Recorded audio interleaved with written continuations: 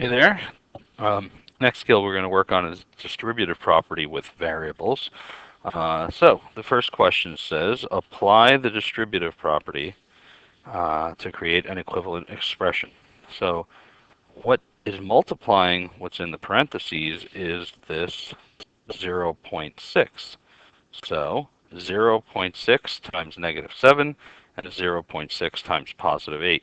So let me make my scrap work over here. 0.6 is a positive times a negative is going to give me a negative, and 0.6 times 7, 6 times 7 is 42. Move the decimal one place value over, and that gives us negative 4.2c. Now, continuing my scrap work, I'm going to do this in blue. 0.6 times 8, or 8d. That's a plus sign because it's a positive times a positive. So 0. What am I doing? 0.8 times,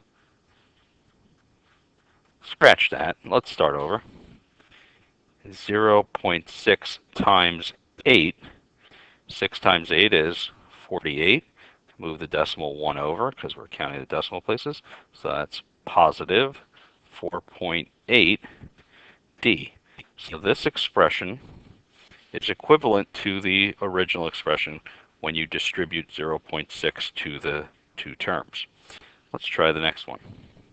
Apply the distributive property to factor out the greatest common factor. So we're actually doing the reverse of the distributive property with this problem. So we have 60 and we have 40 or -40, depending on how you look at it. What's the biggest factor that goes into both 60 and 40? The biggest factor is 20.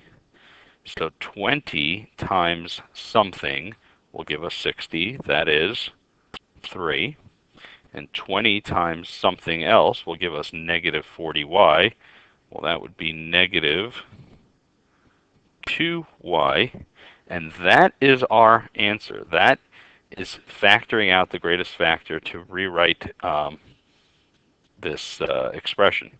All right. Now, I always like to just check it at the end. So 20 times 3 and 20 times -2y. 20 times 3 is 60. 20 times -2y, a positive times a negative is a negative, and 20 times 2 is 40. So 60 minus 40y, it checks out. Happy face, smile. Let's try the next one. Okay, which expressions are equivalent to 6g minus 18h? All right, so we need to distribute the 6 here. So when we do that, we get 6g, and 6 times -3 is -18. But if you look closely, there's no h here, so that one doesn't match. This one distributes the 2. 2 times 3g is 6g. 2 times -18h is -36h. That one doesn't match the original. Let's try this next one. 3 times 2g is 6g. 3 times -6h is -18h. 6g minus 18h, 6g minus 18h. That one appears to match. This one we're distributing -6. So let's see what happens here.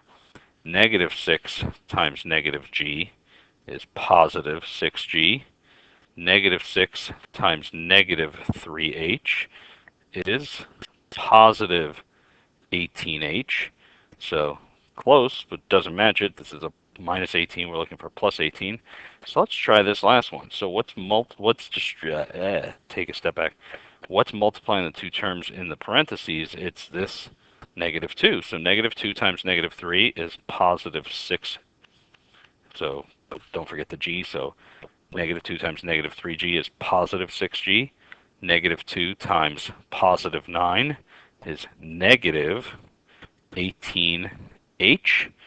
And that one appears to match, and it said choose two answers, so looks like we chose the right two. Let's try another one. Apply the distributive property to factor out the greatest common factor. So what is the biggest factor that goes into both 150 and negative 60W, or 60W. Turns out, if you think about it for a moment, it's actually 30. By the way, you have to factor out the greatest common factor. 10 is a factor of both of these, 15 is a factor of both of these, but if you don't factor out the greatest common factor, you will be marked wrong. So 30 times what gives me 150? Well, that would be 5. And 30 times what would give me negative 60W? Well, that would be a negative 2W. So that's what I believe is the right answer. Of course, I'm going to check it because, I can. 30 times 5 is 150. 30 times negative 2W is negative 60W. And that's the original expression, which means this one is right. I believe that's the last one. Yes, it is. All right, see you in the next video.